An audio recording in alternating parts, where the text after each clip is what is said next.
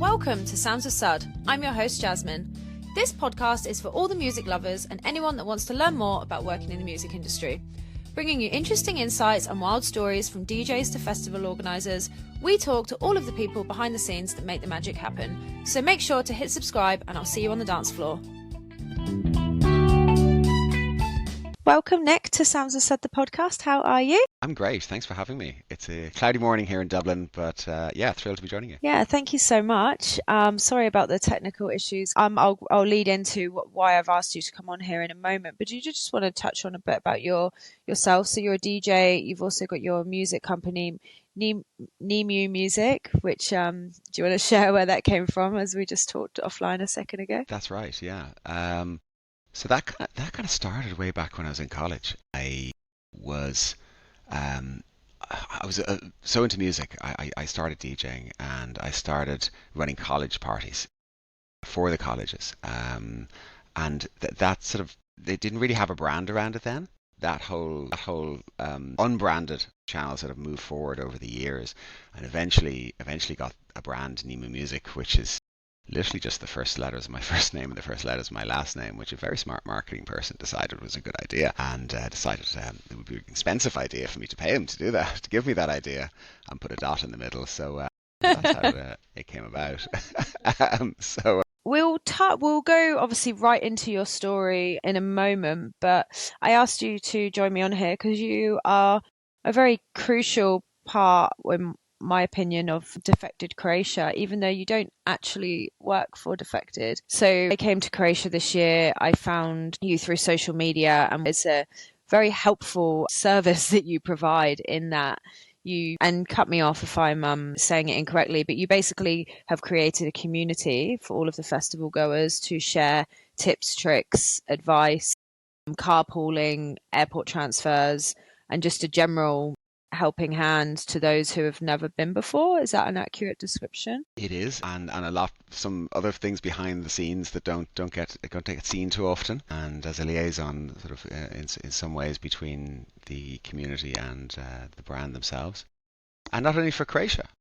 I'm deep in Malta at the moment with 3 weeks to go. Oh, are you really? So that that whole environment community is replicated for Malta, and I've just launched recently the same for the Dubai Festival. And there is actually a sort of a slowly growing Australasia angle to it, which I'll be increasing hugely when I visit Defected Australia next year. You're not coming this year in November? No, I'm coming next November 25. Next November. Ah, how exciting. Okay, so to those who probably have got no idea what we're talking about, we might just go, do you want to start with a bit about you and we can come back to this part? Or Yeah, of course, yeah. So as you might have had a little clue from the accent, I'm Irish. I'm in Dublin. I'm sitting here looking out over a cloudy Dublin Bay here. I'm just a normal guy in Dublin who loves music and who loves people. I started my musical journey way back years and years and years ago. In school and college, I decided I loved music so much I wanted to play it and share it, and then decided I wanted to learn to DJ really badly.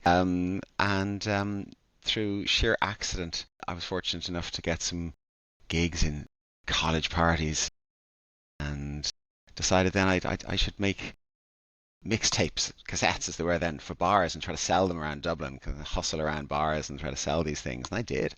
Got a residency. Was then probably Dublin's only big gay club on a Wednesday night, and learned so much and met so many good people there that I got a couple of other residencies around Dublin. I started writing software for DJs. So any DJs out there who'll know Pioneer Record Box, I wrote a sort of a similar thing, the cataloging function, years ago in the early 90s before Record Box even appeared. Interesting. Didn't work. Yeah, so I was trying to get out and sell that to people. So again, hustling around, sharing music, playing music, trying to do things on the outskirts of music, which sort of feeds into what I'm doing now in around the software and things like that. I kind of became disillusioned with it. It was sort of around the time when music was sort of transitioning from the vinyl into sort of CD, into sort of digital era, and I was a huge supporter of that. And my peers around me weren't. Vinyl was the thing. Vinyl is here. Vinyl is never going away. and digital is not going to work. It's for geeks. To be honest, I was fairly bullied about it in record shops in the community and that sort of thing, and I just became fairly sort of disillusioned with it. Um, So what? So they thought and you were barking mad for wanting to progress past vinyl. Is that what you're saying? Yeah, absolutely. And I started, the first equipment to play in clubs off CDs was coming out, and I was really keen to start using this and play off CDs and go digital. And yeah, there's a lot of pushback on that. Essentially in record shops in the community and the people I'd meet, and they couldn't see the way that this was the future. Which at the time, probably, why would they see that these crazy little disc things are going to take over from what's been around for decades? Um, so I just became disillusioned with the whole thing, to be honest, and that they couldn't sell the software. People weren't really buying the mixtapes anymore because it was cheap to get a live DJ. The whole thing with the digital, I just became quite disillusioned and sort of fell out of love with playing it. And my musical taste started to go in a sort of different direction. I started, at the time, I was into sort of New York house, some disco, but mainly sort of New York house, quite deep New York house. And my sort of musical taste sort of moved and became a bit wider, to be honest, which is great. And became sort of more eclectic.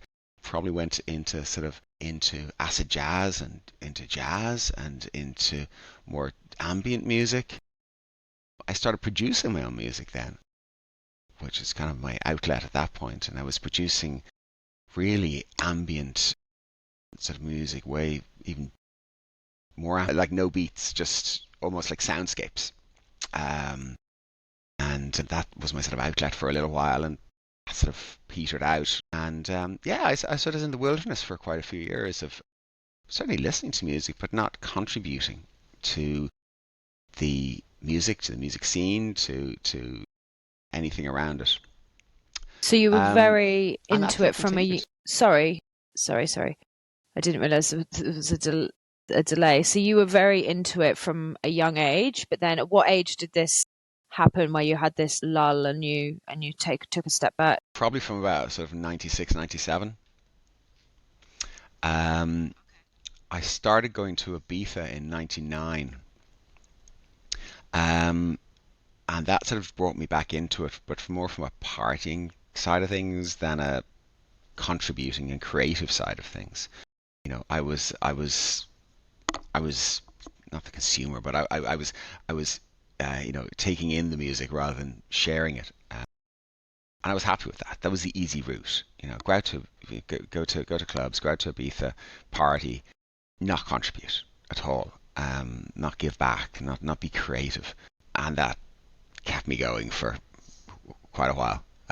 So spent a few years going to Ibiza, uh, which is sort of 99, 2000, 2001, a sort of golden age, many will think, and it's yeah, enjoyed it for what it was. And then I kind of tried to become an adult for a little bit and stopped going to Ibiza for a few years.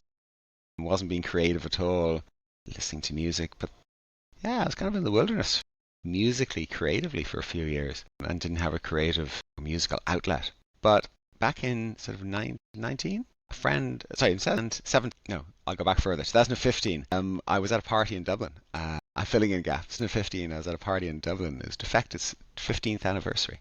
And they held a party at Guinness, at the Guinness Brewery. And that was very cool. That was the first time I met Simon Dunmore. Hmm. I knew who he was. I knew I had their CDs and everything, and I went along to this thing, and you know, and I met him, and I was like, "This is the guy who owns this. This is the head honcho." How did you meet I him? don't know if that. Like, I just happened to see him, and I decided I was going to say hello, and kind of, thanks for coming to Dublin. This is great. I love all the music. And that was, I think that was, that I don't know if that inspired me a little bit, but that was 2015, and that kind of, kept me going. Got really started collecting all the defective music and that sort of thing, and that was that was a significant moment, I think, which maybe came back to me later. gave you your Um, spark back? in a little bit, yeah, yeah. In 2019, a friend of mine asked me to play play some of the old stuff at his birthday party, and that was in the south of France. I said, "Oh yeah, sure, yeah, of course I will, yeah." And then discovered I don't know how to use any of this new kit, this new equipment. So I have no clue. I don't even have the music digitally. I had it on vinyl and CDs, and it's all been boxes from years ago. And it was like, okay, I've made a promise to a really really good friend to play his party in a villa in the south of France. And I got to step up. So I happened to be at a friend's house in Amsterdam, and got on his decks for a few minutes, and I'm going, I like this, I love this, and it means I'm going to have to start playing music again with this friend's party coming up. So a few things that happened then. We'd been to Defected Croatia for a couple of years. I suppose I was a little more musically knowledgeable at that point in terms of current music. Backtrack again. The reason why we got to Defected Croatia was for the first time was 2017. We were at an event in Studio 338 in London, a Defected event, and we'd flown over for it. And we're in the room upstairs, and we were just chatting to people, and one of the Defected artists, Jess Bays, was there. My wife wanted to say hello to her, and so we said hello, and she says, "Are you going to Defected Croatia?" And we said, No, Defected Croatia, no, we're not, no. And she was like, "You have to go. You must go." And oh, okay, we'll think about it. And she said, no, you must go. And she literally put us up against a wall and said, "You must go. You must go and tell me you're going." And I was like, okay. We went home, and we're traveling home from London, and we're going, well, will we look at this? And it wasn't a year out or anything. This was like a few months to go. We go, will we look at this? And we decided, probably maybe I was still drunk or something. We decided, yeah, let's just go and do something. So this must And have only been, it's like first or second year, is 2017 it? this was. Yeah, is that the Yeah, first second year? year. Yeah. Second. So first year was 16, the second year. And we went home, and not knowing anything about anything, we booked it. And I messaged her on Instagram because that's all I had then. And I said we booked it. I just got it back, yay, or something. And we went out. We'd never been to Croatia. Got some apartment. We didn't know where we were going. We didn't know how to get from the airport, and it's a bit of a journey, as you'll know. And we went very blind to this, not having a clue about any.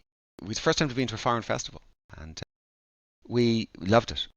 Just fell in love with the people and the music and the place. It was such a magical experience, and the coming together of people, just amazing.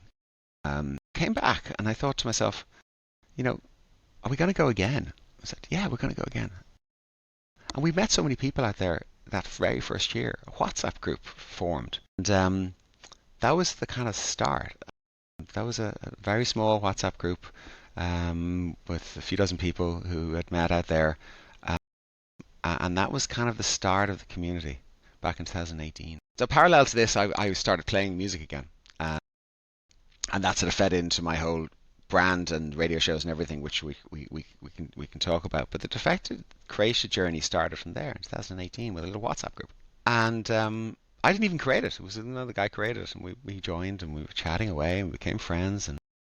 And we started meeting at events because we know each other now. And this is sort of the first time you'd realize I can go to an event in a different country, and I can bump into people I know from another event in another country who know other people from another event in another country.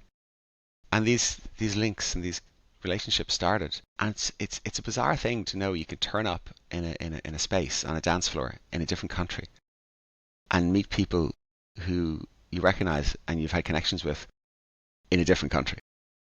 And you just know that you're not going to be a stranger there. There's people you're going to know who will introduce you to other people, and your community, the people you know, will grow. That's kind of a crazy thing when you think about it. In the size of the world, I can appear in a little 20 by 20 meter space somewhere on the planet, and I'm going to say hello to people I know. It's crazy. Yeah. Sorry, So I'm being so conscious is. not to talk because there's a delay. I don't want to cut you off at the wrong time. But yeah, Okay. that's like the whole ethos of the podcast, would you say, is like the people I've met on the dance floor and became friends with, and like really like made some really, really good friends, like people I was, probably be in my life for a very long time, if not forever. So Absolutely. yeah, I love it. I couldn't agree more. And I feel like I always just say to people, like, if you have never been to a festival, might not be your thing, but please, let's just try it out because 9 out of 10 times it will be, and you're going to have a ball. Completely. Especially these international festivals. We don't go to Irish festivals for a couple of reasons. One, the weather. Two, the music isn't really the kind of thing we listen to. It's quite techno based. Quite And techno based. three, Oh, I wouldn't like, expect that. yeah, Ireland's quite techno. And then you go to these international festivals, and I think the vibe is different. The vibe is better. The crowd is more diverse, more eclectic, and you're just gonna expand your horizons and meet new people. And yeah, it's and I think it does happen at some other brands, but certainly at Defected festivals, the sense of community I think is amplified, It's a and they very, really very foster strong that. brand. Yeah, and they really foster that sense of community and people. So you know, I learned a lot going to the festival the first year and the second year. You know, you become better at getting there, getting home, getting around. And this particular festival is at least an hour from the nearest airport in this really, really rural little village, outside this little rural village in rural Croatia, with poor infrastructure, poor transport links in this little bay, which sounds like the worst place in the world to have a festival. But somehow the journey contributes to people's sense of achievement and getting there. People's sense of achievement in the sense of, I'm going to really enjoy this. I've made so much effort to get there. So I initially just in WhatsApp, people would start asking me questions about how to do this, how to do that, and I decided, okay, I'm going to start a Facebook group. A Facebook group started in 2019, I think. No, 2019. And of course, the festival didn't happen in 2020. It started in 2019, just people exchanging information about how to get there, how to get around, what to eat, where to eat, usual things. Didn't happen in 20, but in 2021, I came back and I started taking this seriously. I'm actually going to start putting some structure on this, and this community was sort of blown up a little bit. Bigger Facebook group was started. The WhatsApp group became too big for WhatsApp, so we had to move it into Telegram. The limits on WhatsApp were much smaller, and it's still too small. So it's grown into, there's still WhatsApp groups, but it's grown into this Facebook group, Facebook page, Telegram. Now it's in Discord as well. What's Discord, It's sir? just Discord is just another discussion channel. It's a bit like Reddit, and indeed we're going into Reddit now as well. We have SoundCloud, we have Mixcloud, so we're kind of everywhere at the moment. Given how much And work, given how much you put into it and how like there's a lot of activity, why are you putting it on so many platforms? How can you possibly manage to do that and still enjoy your holiday? to reach out to more people. So for people who haven't been to the festival, as I mentioned, it's not easy to get to. It's quite rural. It's not easy to get accommodation. There's a language barrier for nearly everyone. And people travel to this festival from all over the world. We're lucky enough to know people who come from Sydney and from Tokyo and from Cincinnati and from Miami and South Africa and Brazil and all over the world to this festival as well. It's all around Europe. It's truly international. And when you see people going around with flags from Detroit and Colombia and all over the place, it's amazing.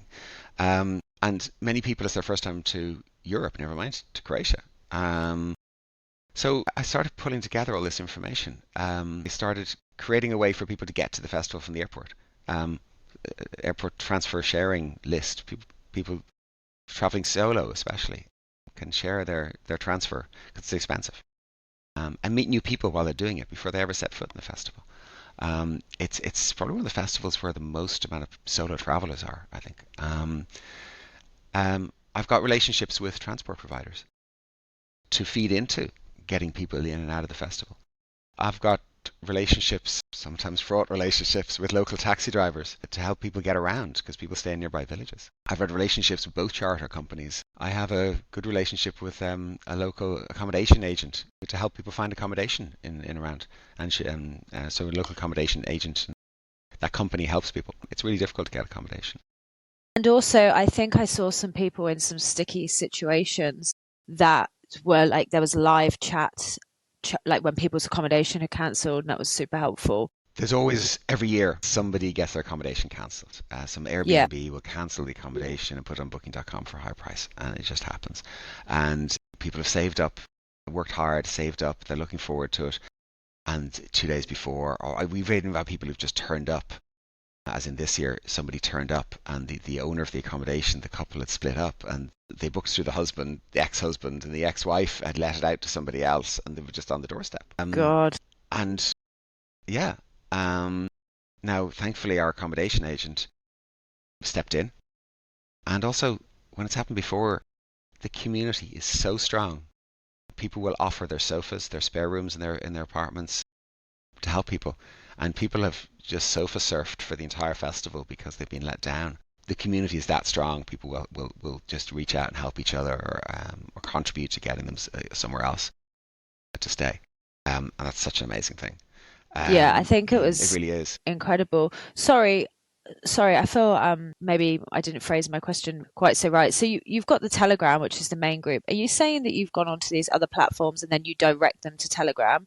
Like surely you're not hosting the same on multiple platforms is what I was kind of getting at. Or you are? So so sort of the content I post gets cross-posted in Facebook and in WhatsApp and in Telegram. The other platforms I kind of just knew and just sort of developing and are really a feeder, really part of the funnel. To say like join From a this, join marketing, that. yeah, yeah, and from a marketing point of view, that yeah, sort of from a marketing point of view, that the funnel feeds initially from a Facebook page. There's about 15,000 in that, and that goes into the groups, Facebook groups, and that goes into the chat groups, etc. So that there's a bit of structure to it, and a bit of structure to the way the posts and the information goes out. In terms of helping people, there's also Defected also run a great scheme called Speak Up, where people are encouraged to contact them, and there's QR codes and email addresses and WhatsApps during the festival for any problems they have in terms of huge number of people attending who might be from the LGBT plus community, and some might have been visiting Europe for the first time and not be too familiar how comfortable they can be in the festival in the foreign country, etc. And need some advice. We've had non-binary people come to the festival and not feel comfortable with the toilet allocations. And Defected have this great facility where they can come and say, I have a problem, or I don't feel comfortable, or somebody's neurodivergent and just needs a little bit of support. And they'll do everything from literally sit down with a cup of tea to them to get them a wheelchair. I remember somebody needed a wheelchair really badly. Somebody, unfortunately, this year was a victim of theft, and they helped them get home. So, or at least get back to the airport. There's this huge emphasis on helping people, and some of that gets funneled through the groups as well, through the fan community groups, where I have a good relationship with the people in the office who run that scheme, and so questions will come in through those Telegram groups, and I'll pick up on and the Facebook groups, and I'll pick up on people who are making comments that may indicate that they need a little bit of help, a little bit of support, and I might DM somebody and I say, do you need a little bit of help? Do you want some advice? Do you want some support? And there's a channel there you can get that from the festival organizers, which is super. And it's nice to know that there's that level of support for people who maybe just need a helping hand. Absolutely. I think if anyone ever had any concerns about going to a festival solo, I would highly recommend that one with the amount of resources available. It was extremely helpful. Even for me, I wasn't solo. I can't remember why I joined initially. I had some questions. Oh, I think I found through that group. I'd never heard of Tickets. Is it called Ticket Swap? Is it called Ticket Swap, Tickets? yeah, the resale Yeah. platform. Yeah, I'd never heard of that before. My partner wasn't able to come because he was competing in an amateur DJ competition in Sydney, and it was a great opportunity. So railroaded the whole holiday, but it was fine because, think more in the long term in the future. It was the best thing for him to do. So we had a spare ticket. And yeah, I'd never heard of Ticket Swap before. And then I think I found someone, I carpooled with someone, I think, through one of the channels as well from the airport. because I flew into Split. So I found it extremely helpful. Yeah, yeah, it was great. There's a lot of ticket scammers, unfortunately, and Yeah, that's a real problem. encouraging people to, yeah, yeah, it really is. And getting encouraging people to buy their ticket, if they're buying a resale ticket or whatever, off the correct platform to avoid being scammed. Or boat party tickets. There's boat parties at the festival every day, of course, and the boat party tickets are in huge demand, especially the very popular ones. They sell out in minutes, and there's a huge resale market, and ticket scammers will just sit and wait. Encouraging people, helping people to avoid getting scammed is a huge one. There's a process in the background for weeding out ticket scammers. There's almost like a script, same scammers use, which is used to identify scammers to expose themselves, and they get removed from all the platforms together. And unfortunately, it's so easy, like it's frightening how much these people get away with. But yeah, I really liked that platform because, just for reference of anyone who's not heard of it, you actually upload the copy of your ticket, the actual file, and it's somehow integrated with Defected's tickets platform. And then it will actually take the ticket out of your account. So there's no possible way. Because once upon a time, I sold some tickets to somebody. Say I had 4 tickets and I sold 2.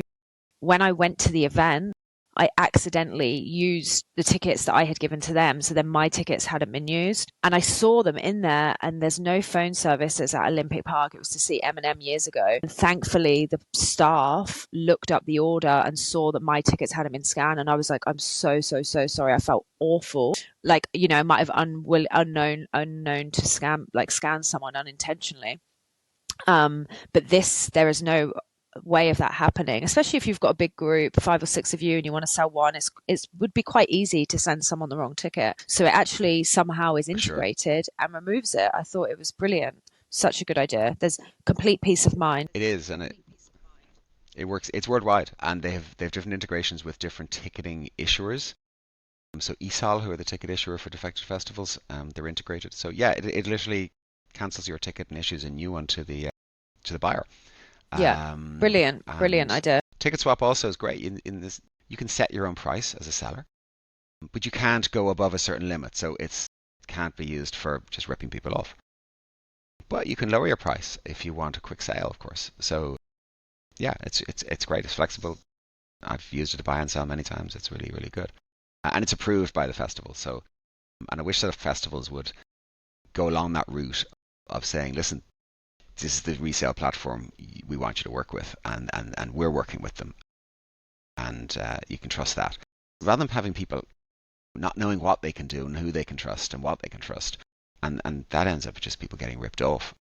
We've had plenty of occasions, unfortunately, with really, really upset people in tears who've given over money for tickets that don't exist, or fake tickets, or duplicate tickets. Yeah, it's heartbreaking when people, so especially on the boat parties, when they want to join their friends or they want to see an artist they love, and there's a group of them and they've just bought fakes or duplicates, and they're just in tears, and it's heartbreaking to see. They're on their holidays, and this has happened to them. Yeah, it's horrible. And it's not cheap either. Like you say, people work really hard for their money, especially in current climate. So to get their real kick in the face. I'm fortunate enough it's never happened to me, but I was close once at a festival in New Zealand, and my friend was like, I was going to buy them, and she's like, I think that's a scam. And then lo and behold, a couple of hours later, someone screenshotted that person into the group, and it was expensive. It was called Rhythm and Vines. It was a good couple of $100 as well. Okay, I've got a lot of questions about this whole process, but I wanted to know, I've got my notes here on my phone. I was going to post some content about Defected and some little tips and tricks for my personal experience. So, some quick fire questions, if that's okay. So, go. What was your favorite set from Defected 2024? Favorite set from 2024, FKA Mash at the Olive Grove. I hadn't seen him before. And he was I think he was kind of a stand-in for Atmos Black, who couldn't come to the festival at the last moment. Never seen him before, and loved it, thrilled, looking forward to seeing him in Defected Malta. Very good. I think mine, I just enjoyed the whole thing. It was so much fun. But I think Hannah Wants at the Barbellas. Really liked that venue. Hannah Wants is one of my OG DJs. I've been seeing her probably for over 10 years, right from my hometown in Bournemouth to Hideout in Croatia. Yeah. Saw her in Miami last year, Miami Music. She's been quite a key figure in my whole musical journey, would you say? So that was a real blast for the past and a vibe for me. Okay, so it's funny. I've wrote here something, I've just got my own notes, something that was really helpful. Nick's defected family group, which has ultimately led to me asking you to come on. So this is a brain dump at the end of the festival. But 3 things that you're glad you took with you. So 3 things I'm glad I took with me. Electrolytes, because a lot of dancing all day, yeah, the muscles get tired. Electrolytes. A battery pack, or power pack, or power bank, whichever you call it. We have a few of them on rotation, so we always have one with us because, yeah, we're just always communicating with people, so the batteries run out. Third thing I'm glad I brought with me. Let me see, my recording gear. I was very lucky enough to get to record one of my radio shows at the festival this year. So I had a suitcase full of recording gear with me, which was necessary. So that's it. Yeah, glad I got that. Wow, that's so cool. I did see you post that one on your Instagram that you got to do that there. I'm yet to give it a listen, but I will do for sure. That's really awesome. And we'll come back to how you've actually built a relationship with these guys soon. So 3 things I'm glad that I packed. Electrolytes. So on my list too, my loop earplugs, my switch. So just for reference, loop earplug, there are 3 settings. I'm not sure what the middle one is, but the most open is for like dancing and the most shut is for sleeping. So I'm glad I took them, even though I didn't need them for sleeping because I was staying off site, but they were a good purchase. Protect the ears. And I have recently brought, it's called an disposable camera, and it's a disposable, it acts like a disposable, but it's linked to your phone, and when you run out of 28 pictures, when they end, it sends them in an album to your phone and it gets reloaded, and it's brilliant. That's cool. Are they sort of analog quality as well? Have they got that really old Yep. sort of disposable camera sort of quality to them? So it's kind of cool. Yeah, okay, nice. Yeah, it looks like a disposable camera, but it's got no film in it. I'll send you the link. It's called Flashback. It's a great purchase. And then you're probably not going to have anything because you're an expert and you've been so many times. But I've got here 3 things I wish I took with me. I don't imagine you forget much, but I might ask you anyway, just in case. Yeah, I'm going to hold my hand up here. Um, the one thing I tell everyone to bring, I forgot. So I'm going to be honest. There's a lot of sea urchins in the sea in Croatia, and it's really, really nasty if you stand on one and the spikes go up and you have to go and get them surgically removed in the medic tent. It's horrible. And I tell everyone to bring these water shoes, and they sell them over there. And we've just forgot them this year. We have 2 pairs each, and they just didn't make it into the case. So yeah, I'm an absolute hypocrite. So I didn't even go for a swim this year. There you go. That is funny because again, similar to the last list. The first thing on my list is sea shoes, and then I've also added a floaty because I didn't realize how beautiful that bay was, and I love just being in the water. So even just a noodle or a floaty, and I've actually got 4 things because I forgot an adapter plug, and luckily my friend had a spare one. And I forgot my tea. I'm known for carrying tea bags around with me because I absolutely love nothing more than a cup of tea after I get home from a rave. It's my thing. And I forgot them and I was very upset. You should have come to me. You should have come to me. We bring tea bags. Of course, we're Irish, you see, so we have to bring tea bags. So yeah, we always bring tea bags. But here's the real question. Are you Barry's or Lions? Oh, we're neither actually. Tesco finest. But if I had to choose, it'd be Barry's. Interesting. So I'm very not patriotic, but I stand by my nation on a lot of things. But tea bags is something I'm happy to admit. I have been fully converted. I live with my partner and 2 friends, all Irish, and we've lived together a long time, almost 4 years. And I am a convert. I love Barry's tea. It's amazing. There you go. And tea after going out on a night out. Yeah. Yeah, very good. Just before we move on, just so I don't forget to come back to it. So we didn't actually find him through your group, but my friend Dave got an Uber on the first day to go to the shops. The driver asked, if he wants to be our driver, he'll, take our number. I honestly fell in love with this guy. He's became like a dad figure. He looked after us. He came anytime, any night. He was brilliant. He loved all my music. I introduced him to Pausa. He said when he picked up other people in the car, he had all my tunes on, and they were like, "Where'd you get all this music from?" His name was Giuliano. I did like a daily reel, and I talked about him a lot. He was brilliant. He even took us out for Love it. coffee on the last day to say thank you. And he was just like, one day he came and got us from the Barbellas, so we were in a bit of a pickle by the time we were getting out of there, and there was taxis everywhere. He walked all the way down. He was shining his phone light. He's like a dad coming to pick us up. I loved it. He was he was great. Okay, so thanks for everything you've shared with me so far. Super interesting. What?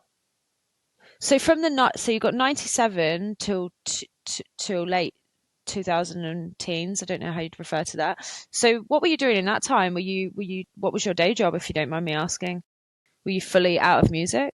Okay. Yeah, so I've only ever for a short time worked full time in music. Nearly all the time I've had various jobs in sort of management, finance, and IT, and that's my day job is in a government agency as head of technology. So Oh, sort of very like five good. jobs. So technology is technology is definitely something that's more and more intertwined with music, so it probably goes hand in hand. My partner is uses Recordbox and these other programs, and the first time he started using it, oh my god, you should need a degree to just open that program and get it on your computer. It was a nightmare.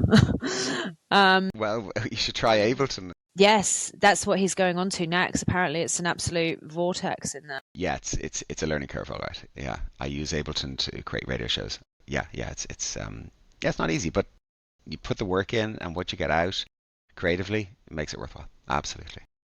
Interesting. We can come back to that in a second. So you've got your radio show. Like, tell me about your musical stuff. So do you still actually work full time in this technology stuff now? Yeah, yeah, I do. Yeah.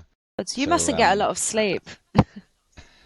as, apart from that, then I do all the defected stuff, and it's multiplied because it's replicated for other festivals and just general stuff outside the festivals for with promoting them. Then yeah, on my own side, I do some radio shows. So I have a live radio show on a radio station here called Fever. So I have to go to studio every 2 weeks for that. So it's on a Tuesday night every 2 weeks. So that's a proper live radio show in a proper live studio. Um, and that's sort of more sort of eclectic housey stuff. And I have a recorded show, which is the one I make in Ableton, which is in syndication. So that's called Sunday Chill. That's been going, that's at episode 87 now, so that's been going for quite a while. It started in very early lockdown, and that goes out on places like Ibiza Club Radio, Data Transmission Underground Collective, and it's with a syndication agency who have thousands of stations worldwide, so that's syndicated as well as published by myself. So that's quite a bit of work because I have to record different voiceovers and things for different syndication partners and stuff, but I love it. That's quite chilled house and chill deep house, and I love doing that. So those are the two main ones. There's another radio show called The Crack House, which is in development, and that'll be another recorded syndicated show. So I need to just find the time to put into that one and get it off the ground. And how did those things come about? What's the story behind both of those? Yeah, so how did they come about? The live one, I just contacted the station and said, "Do you have any slots?" And yeah, just heard back after a number. It took months, but I heard back and I got a slot. At the time, the slot was like on a Monday or Tuesday afternoon, I think it was, at 4 o'clock. So I got a really not the greatest slot. Now I've got 8 p.m. on a Tuesday night, which is pretty good. Yeah, so I've been with them quite a few years, maybe 3 years now. Do you have guests, or is The it other just one, you chatting about music and DJing? And it's just me playing music. I don't have guests. I'd love to have guests, but yeah, it's there's a lot of techno played on that station, and I play sort of eclectic house, sort of maybe sort of leaning towards New York style house, but sort of quite eclectic. And it's sort of I'd love to bring in guests, but there isn't a budget to do that. Bringing guests into the country. Absolutely. The other one, the recorded one, it was actually went out as a live broadcast on a UK radio station originally at the very start on a No Way FM in the UK. And I used to do it live from my spare room on a Sunday morning. And that station kind of folded, so I turned it into recorded format and just kept it going that way. And I've actually met listeners from Australia on my live radio show who used to listen to it on a Sunday night because I was recording it. I was playing it live midday Sunday. And I've actually had one listener who became quite a fan of the show. And we met her in Ibiza for her birthday and brought out for her birthday. She travelled with her family from Australia, from Sydney to Ibiza.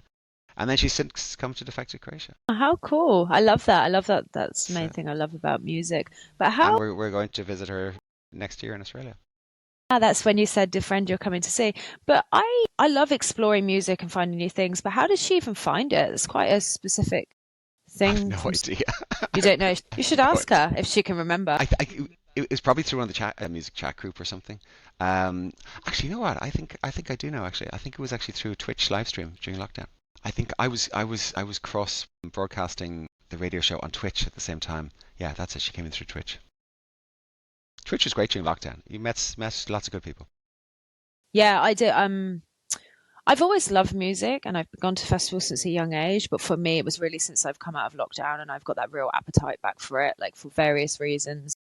Visas, jobs, rah rah. I kind of was a bit absent from that scene for a while. And then, similar to you, but not quite the same story, I kind of just came back. I actually went to a festival called Lost Paradise here in Sydney, which is over New Year's. And I just really got that fire in my belly back for it again. You know, I was like, this is my happy place and this is what I like to do. So yeah, I didn't unfortunately explore too much of it in lockdown, which in hindsight I would have loved to. But yeah, I've had a really, really good couple of years and I don't know, is that because I've really found music again and got back into it, or is it just coincidentally with my personal circumstances, you know? It's like, or is it just a combination of everything? You know, but it definitely helps. It does, and you know, yeah, there's certain times where I'll just fall out of love with music. Just not want to listen to music today or this week or this whatever. But it'll just keep pulling me back. Absolutely. I'll just switch up to a different genre or something. It's new music that really pulls me in every time. Mm. I know a lot of my friends will want to go along to classics nights or want to go along to stages festivals that are playing old school stuff and things, but it's always new music that gets me. I just want to hear something new, and every Friday looking at what's released still excites me Where do you do more that? than it What should. platform? Everywhere. So I'll be looking at Tracksource, Beatport, Bandcamp, especially Spotify, newsletters. I get everything, everywhere, everything, and I always joke even about, the best music I find to play is always at 2 or 3 a.m. in the morning when I've just about given up and I'm just listening to them hitting next, next, next, next, and I'll come across something and go, oh yeah, I like that, and I personally love playing music that no one else that people haven't heard before, that I found from a record label or a producer that I've never even heard of, and find that and pull it out and play it on one of the shows. If I see, certainly at a live show, someone shazamming something, that's the greatest compliment I could ever get. If people are singing along, and I don't play a lot of stuff with vocals, but if people are singing along, going, damn, they know that. Right, on to the next one. I want to see Shazam. That's the greatest compliment for me. Yeah. Oh, that's cool. So that's something we haven't touched on just yet. Your actual DJing, and we obviously talked about the past, but what does that look like for you currently, live DJing? So I mostly DJ outside of Ireland because there's kind of a huge techno scene here, and that's just not my vibe. So yeah, I'm lucky enough to play at Defected headquarters in January. I've played in Ibiza twice this year. Once during a sort of a pre-IMS party, and once at my own event. So I ran my own event in Ibiza in July under my own brand and played at that in Ithaca in San Antonio, and playing in Malta next month. So it's mostly outside Ireland just because of the style of music I play. Are you playing at It's Defected been in pretty good. Malta? No, I'm not. I'm playing at Bora Bora after the festival. Oh, very nice, exciting. I've not been. My friends years ago went to Annie Mac had a little festival or something in Malta, but I didn't get to go. So I don't think I've ever actually been to Malta. What's your favourite Defecteds abroad? Oh, that's interesting. So I've been to so many events, festivals in so many countries. For the people, it has to be Croatia. For the venue, I love Glitterbox at Ministry, although they don't do it anymore. Uh, the, but the best is probably yet to come, because we're hopefully Well, we are. We planned at Chicago just before lockdown. We're going to do that again, and we've got Defected Australia, Sydney, Melbourne in November 25. So the best is yet to come. They have moved from Eden Ibiza to Ushuaia Ibiza this summer. We're lucky enough to go along for back in May, and we're going next week again. So that's kind of amazing. That's 8,000 people at a day party in Ibiza. So we'll back next Tuesday for that. I've never been to Ibiza, unfortunately. I live obviously on the other side of the world, and when I go home, I have lots of people to see and lots of things to do. And this year, going to Croatia was the first time I actually had some sort of a holiday incorporated into my visit home. So Ibiza I will definitely do it next time. But a little part of me is wondering if I still want to go, just based on a lot of feedback, but people just love to complain, don't they? They say, it's not as good as it used to be, or it's too commercial. And so do I still want to go? I'm not sure. It is and it isn't. It's still the most magical place. The island, from the moment you put your foot down on the tarmac, has an energy that I've never experienced elsewhere. I don't know what that is, but it's there. People say it's Esvedra, which is this amazing rock off the coast of Ibiza that's supposed to be the third most magnetic place in the world, apart from the North and South Pole. And it looks otherworldly. It looks like it shouldn't be there. People say the lines of energy through the earth combine and cross over in Ibiza, and that attracts creative people, and it has an energy to it. And I don't know, but I know it's something special. It's got a little place in my soul. And yes, Ibiza used to be a different thing. It's music years ago. It was less commercial, but everywhere was less commercial. Mm. People say, "Oh, if there's VIP culture in Ibiza now and everything," but that's everywhere, and that wasn't there 20 years ago anywhere. So Ibiza has changed, but I don't think Ibiza's changed more than anywhere else has changed. I think everywhere's changed, and I think the people who say, "Oh, Ibiza isn't like it used to be," etc. Well, they're not like they used to be. They're comparing today with Ibiza 20 years ago, when they were 20 years younger and they were looking for a different thing. And we all had our time there and then in that place. Nowadays, I go to Ibiza, I go to it differently. I'm lucky, very lucky. I live in Europe, 2 hour 45-minute flight down to Ibiza, and I get to go a few times a year. But I do it differently now. We go to more of the clubs, which maybe there's an older crowd. Perhaps not the big clubs you see advertised and the big nights you see advertised. We'll maybe be going to Ashaka or Covasanta or Shinwa. There may be more smaller, more intimate clubs that have maybe a more musically knowledgeable and eclectic crowd, rather than the big ones you see advertised, which are just the huge names and are full of packed people. And all the kids still go there and they love it. They're having their time. And in 20 years' time, they'll be saying, Ibiza's changed, and it's different, because it will be. We generally stay out of the crazy and dip into the crazy when we need to. We find the little beaches and the little beach bars at the little coves, which you need a car to drive to, that are playing Balearic chill-out beats, and that's still the true Ibiza, and it's still there.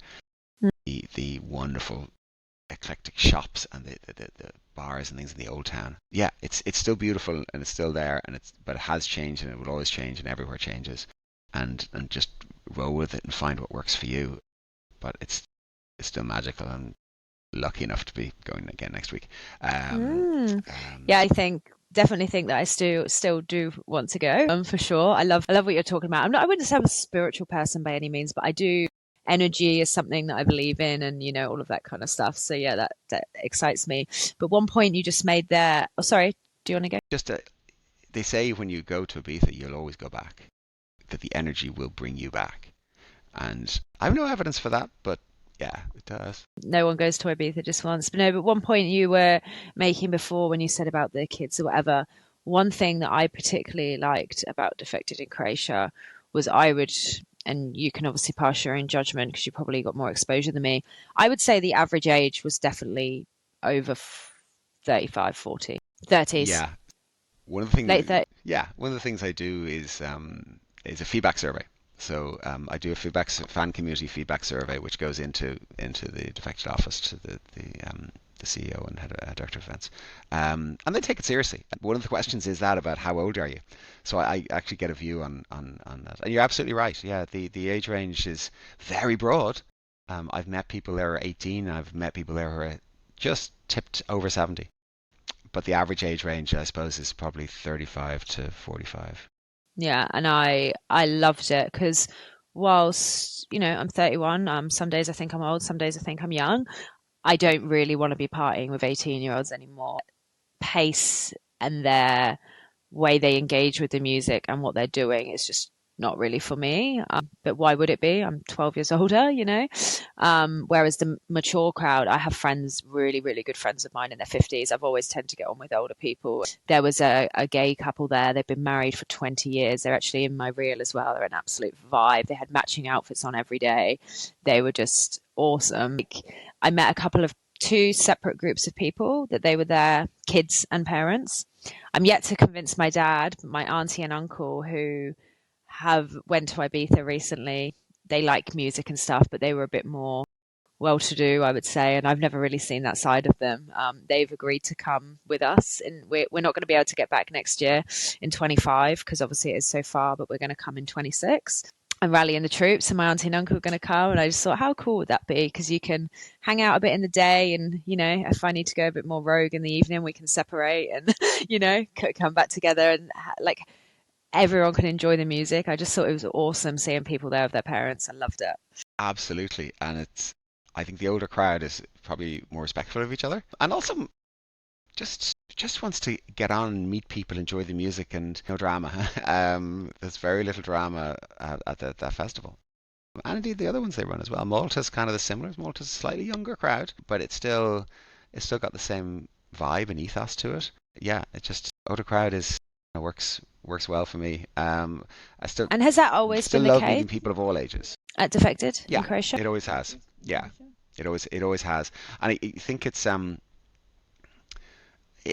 not the cheapest place or easiest place to get to. It used to be a festival of 6 days as well, including a pre-party. It was sort of you're in there for 7 nights, and that was quite the stamina test. It's down to four now, so you're plus the pre-party, so 5 nights. So it's a little easier, but yeah, the crowd has always been a little bit on the older side, a little bit more mature, a little bit maybe more musically knowledgeable as well, I would say.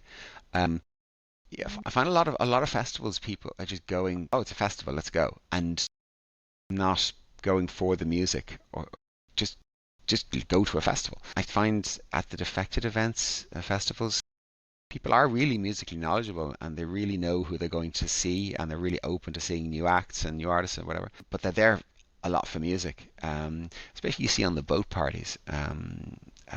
The I've seen boat parties in Ibiza where no one's any interest in what music is playing. It's just about boozing. Well, the boat parties in Croatia, it's all dancing. Yeah, everyone's just there for the music and have a good time, and I love that. Which boat party did you go on this year? We went on two this year. We went on the Melee and Arup Roy boat party, and then we went on the very last day, a last minute choice. We went on the West Saunders Low Step and Firk Dawn boat party, which is kind of garage vibes. What about you? We went on Sound Divine and Todd Edwards. I'd never seen Todd Edwards before, and then I saw him twice in one day or something. Yeah, it was one day. It was on the boat, and then he played at the Barbellas that night. Unless I'm getting my wires crossed, and that was awesome. I loved it. And I also want to say Majestic was playing on the boat. Yeah. Yeah, Yes, it you was did a boat. awesome. Yeah, yeah. Yeah, it was. I really liked it. It was good. Sam Divine's just a safe bet for me. Like I didn't want to. I wanted to do it either on the first day or the last day, and I've always enjoyed boat party vibes on the first day. Pump yourself up, get in the mood. They're a great start to the holiday. I didn't want to have a commitment halfway through a festival when I know myself. I can go a bit too hard sometimes, and I might not be feeling up for it. I wanted to be really energetic. So when I saw she was playing on the first or second day, I was like, yeah, that's my one for sure. And it was awesome. It was great fun. Because they are a workout. It's 3 hours on a boat on the sea, and the boat's moving, the deck's moving, you're moving. Yeah, it's a real workout, but great fun, super super fun. And did you get involved in Flamingo Friday? No, it doesn't sound like I did. What was? Okay, so Flamingo Friday is a thing. It's a theme. It started at Defected Croatia in 2018. There's a little bit of a backstory. So in the very first WhatsApp group, there was sort of some chat, and some of the girls were chatting about outfits, about what they're going to wear. They're comparing outfits for the festival, because most people hadn't been. There was some guys sort of, making fun of this and saying, "Oh well, I've got these flamingo shorts. I'm going to wear them." And another guy said, "I've got the same shorts. Let's wear them together." And another guy pipes up, "I've got the same shorts. Obviously, most of them from a department store, Ni.Mu or somewhere like that, Zara or somewhere. I've got them. I'm going to wear them. Let's all wear them together. We'll wear them on the same day. We'll wear them on Friday. Oh, it'll be like Flamingo Friday." Something happened. And people started saying, "Oh, well, I've got another flamingo thing. I've got a flamingo dress. I've got a flamingo shirt. And let's all wear them on Friday. We'll do a meetup." And within hours, people were literally rushing around shops. And all over the next day, people were exchanging information about, you can buy this in Zara, you can buy this in H&M, you can buy this in wherever, and getting flamingo stuff. And this thing, Flamingo Friday, was born. So what happened on the day was people brought inflatables as well, big flamingo inflatables. That's like the classic, and there was a right? parade. Yeah, there was a parade. So there's a parade from the entrance of the festival down to the water, which is only about 4 minutes walk. It's a really tight festival. Everyone met up. A lot of people hadn't met each other, and all their flamingo stuff. And I say parade, it was an amble down to the water, and there was a photograph. And I remember going halfway down. Wes Saunders, who was the CEO at the time, said, "What's this, Nick?" And I said, "Oh, it's Flamingo Friday." And he said, "What is it?" I said, "It's just a flamingo thing." He said, "Why didn't I know about this?" I'm getting Simon Dunmore is the owner at the time. So they grabbed Simon Dunmore, and they grabbed a photographer, and came down. And there's a photograph of at the little sort of jetty with the pagoda on top of about, I don't know, about 40 people or whatever, with all the flamingo gear and the flamingo inflatables, etc. And that was how it was born, and it blew up from there with people dressing up and bringing inflatables and makeup, body paint, flamingo outfits, full feathers for some people. Some guys from Detroit bought a flamingo inflatable that seated 10 people once and had to be moored. There's photographs of inflatables that are so big they have to be lifted over cars, and it's always been a fan community thing, and it only happens because people want it to happen, and it only happens because it's just endured, and it's fun. It's sort of morphed at this point into, I suppose maybe with a little, it's promoted. I mean, I promoted across all the channels now, so people who are new to the whole thing know about it. But it's sort of morphed now into sort of a day for self-expression, and whatever that means to you, and dress the way you want, be yourself, and be whatever the best version of yourself is, with a little flamingo twist. Maybe it's an outlet for some people just to, go outside their comfort zone, and the flamboyance of the day really shines through. Whether that's someone's just a little flamingo fan, and people all the way to full head to toe feathers. But there's some amazing groups just put some amazing effort into outfits that light up and all sorts. It was just wonderful to see people and to break the ice with people, to spark up conversations about people's outfits and that. And it's a great sort of way of bringing people together. And that's really what I'm all about, is bringing people together. And that's Flamingo Friday. That's a cool story. I wish that I had heard about this sooner, because I love a bit of dress up, and I think I love dressing up. Unfortunately, I don't love the cost of constantly buying new outfits, these kind of things. I actually just posted in a local Facebook group here to see if anyone would be interested in doing like a clothing swap, but that was specifically targeted around festival clothes, because one, because I want to save the environment as best as I can, and two, because I do want to save some money as well.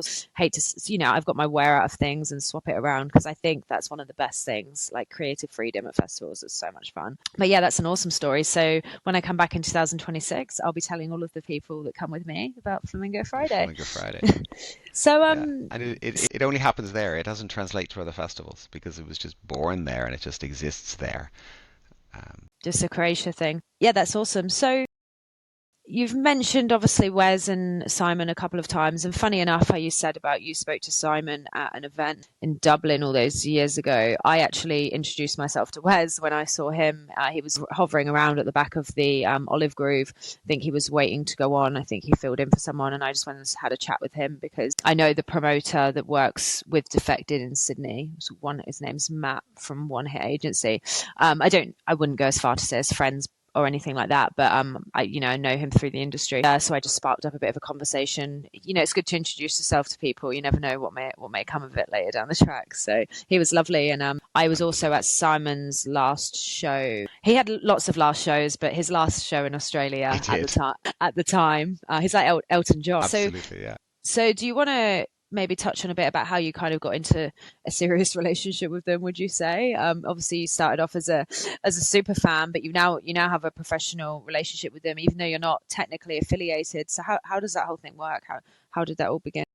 So yeah, so it how did it begin? When the sort of community started growing, and we were going to more and more events. I think I think it was some of the artists we just got to know first.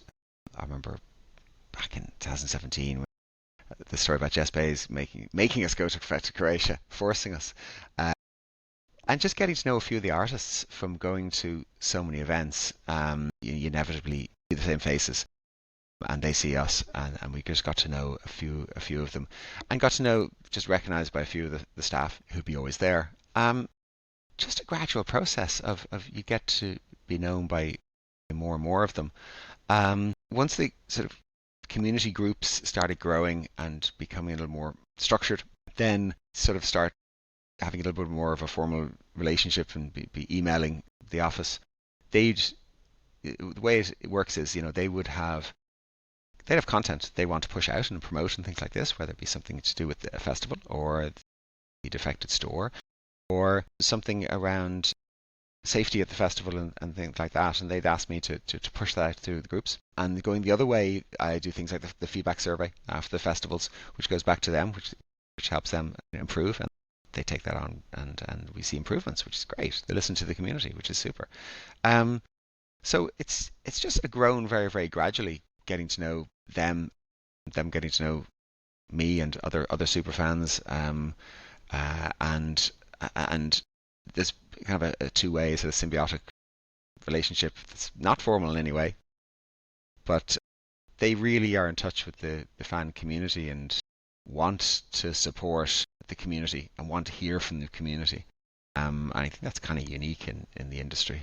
Yeah, there's ideas pushed back and forward sometimes. There's feedback pushed back and forward. There's promotions put back and forward, and it just works. And I think the independence of the fan community in all its guise is great. I think keeping independent and not having the Defected not running their own fan community and having it completely independent it works well, because then it can be a voice with it, and they know it's a voice for the fans by the fans.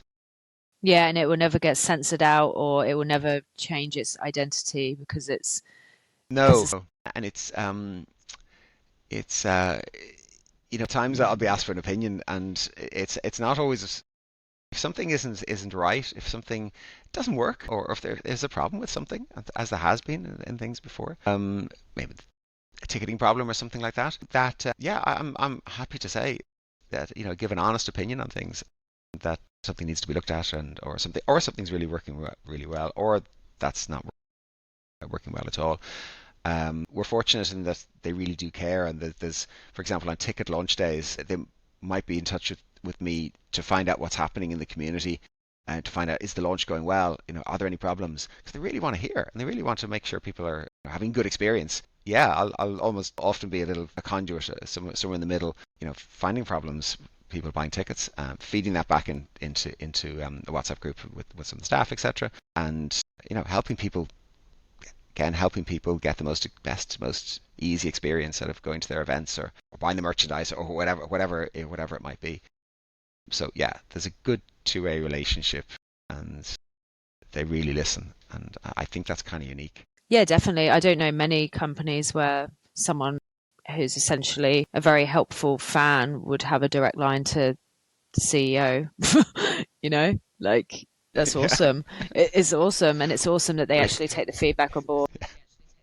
Yeah, and it's a respectful direct line. I don't. I'm not. I'm very respectful of their brand, and I think they realize that. It's sometimes a fine line between, people might have a negative view about something or positive view about something, and you have to pass it on in equal measure. You know, and everyone learn from it. So I didn't actually see your feedback survey. Is that, I think, because I don't have notifications on for a lot of apps, and naturally after the festival I wasn't kind of going into it as I was when I was there. Is that something that you've already distributed, I assume? It's distributed to the to to the Defected office, to Wes and to the director of events. It's not published back to the community. It's completely anonymous. No, so I mean So it's all done. It's all don't done know and who. dusted. It's too late for me. It's all done. Yeah, yeah. It's about 63 pages long. Wow. What kind of And things do you cover? yeah, yeah. So we collect I collect some information about people's age, how many times they've been to the festival, where do they stay? Do they stay in the village or in surrounding villages, things like this. And in regard to the festival, what were their best musical experiences? What their worst? Who surprised them? Who didn't? Who they saw for the first time? What do they think? How is the festival site in terms of the bars, the food, the environment? How is the ticketing process, etc.? We collect information about the boat parties, the taxis and transfers, the everything. Yeah, the whole gamut, and that's all collected anonymously. People leave their comments and collated and yeah, sent in. So it's interesting. There's a lot of positivity. Really interesting. The most interesting answers, I think, are the questions about what artists you saw for the first time, what you thought, and who would you like to see it next year. So there's a question: who wasn't at this year's festival that you'd like to see next year? And that's an interesting one. What people come up with, all sorts of acts, everything. Two questions, sorry. One, if you don't mind me asking, how many responses do you get back, roughly? I think it's about 120 or so full Okay. responses. Yeah, that's good. That's good. It's still a good, like a good, what's the word? Not Actually, case study, focus group, good focus group. And the second one was, and this might not be a question you know the answer to, but I think you might. How does it work with Defected in Croatia? Because not all of those artists are full Defected signed, are they? Like, how does it, do you, do they have to have at least one record signed to Defected to play there? that's an interesting question. I think it's a bit of everything. Obviously, many of the artists will have direct relationships. Will have material published. You'll find some of the artists will have material published or about to be published through Defected. And remember, Defected have a number of sub-labels. So Defected and Glitterbox probably being the best well known, but also Stay True Sounds, Classic Music Company, DFTD, New Groove. There's a lot of sub-labels which get published as well, the sulfuric labels, etc. So, and also you might find some of the artists playing would be doing remixes and things for them. And they also have a publishing arm as well. They would an artist management, an artist agency. So there's a number of the companies in their world, not just the events company. So artist management, artist agency, and publishing. So they'd be brought from everything under the Defected umbrella, which is a great idea for new merch. Yeah, I learned something new because I knew obviously Defected and Glitterbox both on signing labels and artist management and all that kind of stuff, but I did not know that those other companies you listed off. I thought it was just Defected and Glitterbox. So that's interesting. Yeah. So for artist management and things, Kitty Moore is managed through their artist management company, and she has her own label, Mahala, which is new out of South Africa. So promoting South African artists, and of course they have their own label through Kid Funk, Alan Nicol, who runs Stay True Sounds, which is again feeding in sort of Afro House artists like Atmos Black and others into the family as well. So there's a much broader range. People like somebody like FK Mash, which I mentioned earlier, would come through that channel. Yeah, and so Yeah. often I've also heard there's a few artists which they'll just pick to book just to go a little bit outside the circle outside the comfort zone, just to see what people will think of them. The last year, 2023, they booked Jeff Mills, just to see what would happen, just to see what people would take of it. This year, as you know, they did a takeover of Kiwi Records down at the Olive Grove, and just to do something different. Yeah, awesome. Awesome.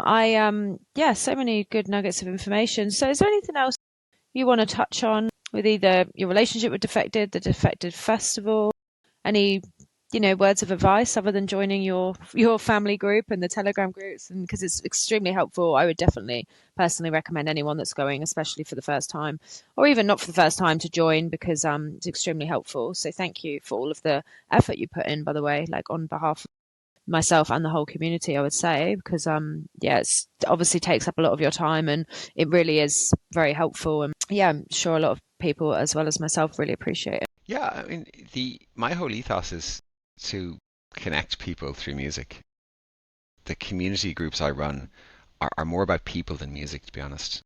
Yeah, people share music in there, of course, but they're more about people, about connecting people and bringing people together. And for me, the magic is meeting people through music, meeting people in different parts of the world, from different parts of the world, forming friendships with those people, which you would have never met for any other reason. And as I said earlier, that you can guarantee you can go to a dance floor and bump into people that you've met before, which is just the most magical thing. And the friendships we've made, the stories I've heard have been really inspirational. You said you shared a transfer with some people you'd only met, and I've heard stories of people who've done that, who've literally filled in their information on the spreadsheet, connected with a couple of other people they've never met before, off different flights and from different cities, and shared a transfer to the festival. And the next year they're sharing an apartment together and they're best friends, and that's great. People just come together. So yeah, I'd encourage everyone to come along to their events, whether it's a single event or a festival, especially the big Glitterbox and Defected ones. You don't have to go to Ibiza, any local events, and join the communities online in Facebook and indeed in Telegram. If you're a DJ, we have our own SoundCloud channel as well. You can get your music promoted on Defected Family SoundCloud. And yeah, get involved and meet people who have the same mindset as you, and I want to connect with others, because yeah, it's just great to make the world smaller. Yeah, absolutely. And it is.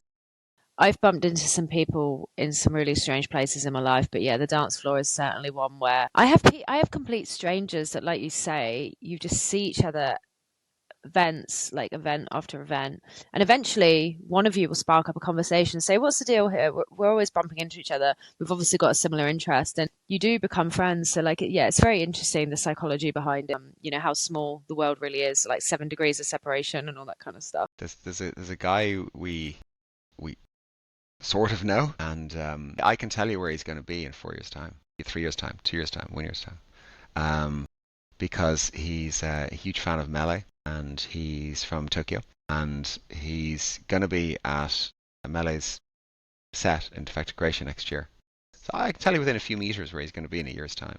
And his English is okay, and we have chats with him every year, and we've met him 4 or 5 times now, and follow each other on Instagram and everything. But it's just knowing that you're going to meet a face literally within a few meters of where you in a year's time, 2 years' time, 3 years' time, and catch up a few words and share the music together. That's bizarre. That's just crazy. And I knew if I went to a Melee gig in Tokyo, I'd meet him at the front. 100% front row.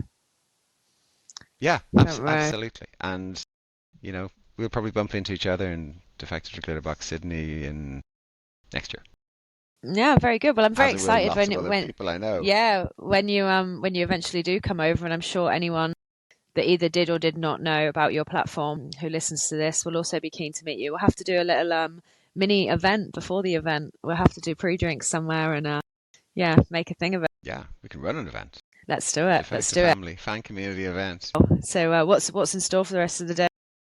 I've just published a radio show, so I'm going to go off and check the stats. I've got some SoundCloud promotion to kick off. A YouTube promotion has kicked off. So, yeah, this is the boring stuff that goes on the background, checking marketing funnels Oh, that's for one things. Yeah, thing this just I didn't ask, but that was just a segue into it. What's your aspiration? Do you want to be working in music, or are you quite happy with it being your release and your special time, or do you actually want to blend the two? that's a really good question. I would, in theory, I would love to work in music. I would love to work in event management. I've got a postgrad diploma in event management, and I'd love to run events and run bigger events than I do at the moment, that I have the time to do at the moment. To be honest, I don't think there's enough money to be made in it. Unless you're running big festivals at the scale I could do it. Um, I just don't think there's as much. I just don't think I could afford the mortgage. So I'd have to stay in the day job to afford the mortgage. It's frustrating because I have a lot of ideas. I have a massive list of things I want to do, like radio shows I want to kick off, which I just don't have time to. Events I want to do take time. I did one event in Ibiza this year. I want to do 4 to 6 next year. They involve going to Ibiza that many times for work, not even for a holiday. So yeah, there's more I'd like to do, but I don't think there's enough money in it these days unless you're doing it really, really at the top. And I don't think I can do what I want to do like that in Ireland. Techno scene here, I'd love to do something different, but there's a lot of barriers. So yeah, it's frustrating, but I've enough to keep me busy and more at the moment. Yeah, I did work in music for a little bit.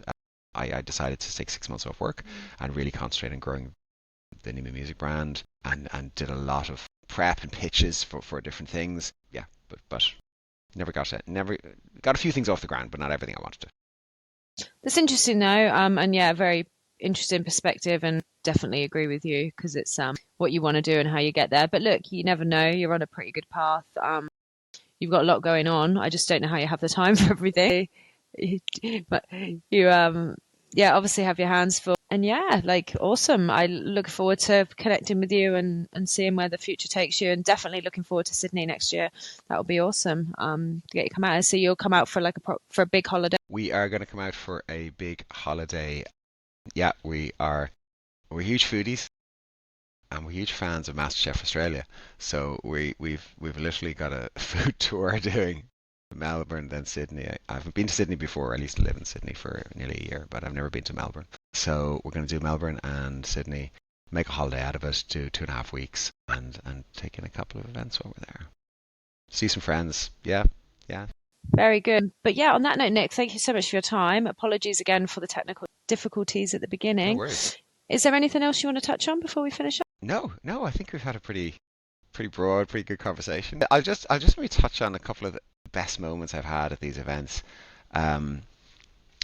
Just there's a few moments we've had. I'm not afraid to say that there's been moments. We've seen Dennis Ferrer on the main stage. I was absolute tears when he played. Never seen him before. This is, I think, 2019 or so. So special to see artists you've looked at for decades being literally there, like right there, and particularly Croatia is a festival that there's really very little separation between artists and attendees, and a lot of them are just wandered around and for chats. That is so true. That's There's so been true. It is, isn't it? Yeah. And a lot of them are okay. So some of them are not up for chats, but some of them are literally sitting there having their lunch and their dinner at the table next to you and chatting away to people. And people are very respectful of that too. They're not jumping up to them and going, selfies, yeah. They're actually really respectful, and maybe just look at what he's eating for his dinner or she's eating for their dinner. But yeah, it's very normalized that everyone's equal in that place. There's been moments at the first Glitterbox in Printworks London was, I think, a real turning point for that brand, where they sort of came of age. It was a day party that I've never seen an atmosphere, inclusive, joyous atmosphere like that in my life. It was 5,000 people in the print hall of Printworks. It was, I can't even put into words the energy in the place. There was another moment we had was in Ibiza, where every year a different brand is invited to do a party at Dalt Villa, which is the castle above the old town. At this sort of, there's a big open plaza, almost like a parade ground, if you will, probably even years ago. And Defected did it in 21 or 22, 22 I think, where they had Daddy Tenaglia. Daddy Tenaglia was a huge musical influence for me from way back in his tourism album, sort of 98 I think that was. And we were up at the stage, and the sun was going down behind the stage, Ibiza and sunset. Behind the stage, we're at this Dolvilla parade ground, I'm going to call it, up above the whole town. The sun's going down. Danny Tenaglia comes on the stage, which I'd never seen before, and he's been on my bucket list for over 20 years. See him, and just the two of us were just standing there, and the tears were coming out. We're going, what's happening to us? Yeah, it was just, there's moments like this where you just know that moment becomes a memory for life, and only music can do that to you. And to be able to share. And what you just touched on before, I love nothing more than scenic music sets. Love. Yeah, and it's difficult to get them, but yeah, that was a special one. That was so special that it's one of these moments you're going to go, I'm never going to see this again in my lifetime. Just never going to see it. Mele, who's our artist producer from Liverpool, who's a friend, he did a boat party in Croatia a few years ago for his own Club Bad brand, and they'd gone through a few people, or other artists, to play with him, and they'd gone through a few names which I won't mention. Mele plays quite a percussive sound, sort of touching in sort of Afro house sort of sound, and they suggested Bob Sinclair, and they said, will they go along and ask him if he'd play an Africanism set from his old Africanism days from the albums back in the 90s. And they approached him, apparently, and he said, yes, no one asked me to do that, I'd love to do it. And so we ended up on a boat in Croatia, Mele playing his Afro house sound. Bob Sinclair comes out on a speedboat with dancers, as he does, circles the boat for so everyone can see him, gets on the speedboat, gets on the boat with his dancers, comes up like a peacock and ruffles his feathers, opens his leather notebook in full view of everyone, turning every page like he's on the stage, looking for the right page. And his playlist is written down in ink on this, and puts it down, ruffles his feathers again, and starts playing. And he plays an old Africanism set. And again, you're going, this is unique. This is never going to happen again. This is one of those moments that you're sharing with these other 150 people on the boat. It's never ever going to happen again, and you just know that that's special, and that's a moment. Yeah, some of those are just the moments for a lifetime. And I also love when, like, obviously Fred again's got quite a reputation for it, but just popping up when DJs pop up in random places and play random sets, and that surprise and delight of people. Like Disclosure did a pop up in some small place somewhere recently as well, and like I love that. And if ever, I've got no aspirations to be a DJ personally. This is my contribution, and I love the whole scene. But like if I was, for some reason, or if I become friends with a DJ, I would always encourage them to do that, because those pop-up surprises are so special for people, you know. Yeah, completely. Yeah, as an audience member, not knowing what's going to happen. Yeah, it's great. Yeah. Yeah, it becomes, some of these things become too predictable. So having 100%, 100%. Yeah. Yeah, if I, the ones you go along, and the events you go along to, and they happen just as you expected them to, they're not the ones you're going to remember. Yep. It's always the unplanned nights as well. I've been trying to explore the Sydney scene a bit more. I do have a tendency to go to venues that I like and I'm familiar with, because stuff is expensive. So when you don't know and you do go and you don't have a fulfilling night, it can leave you feeling a bit sour. So it's very easy, like, we're creatures of habit. But I have been making a bit more of an effort recently to go to some different places and just go with the flow. Sydney's got a really good community for like underground and up and coming artists, and find people before they're massive, and find those boiler room style sets that you'll never get with the bigger artists, because there's too much money in it, I suppose. But some of them, hats off to them, they still come and throw the odd special party. I look forward to finding some of those. Yeah, definitely. Well, we'll definitely keep in touch. I've really enjoyed talking to you, and hearing a bit about your story. Sure, and thank you for having me. I've really enjoyed it. Yeah, it's nice to talk about something that I'm passionate about and sharing it with other people. So that's great. Thank you. Yeah, absolutely. Well, enjoy the rest of your day in sunny Ireland. It's far from sunny. Oh, have a great day. Yeah, thank you so much.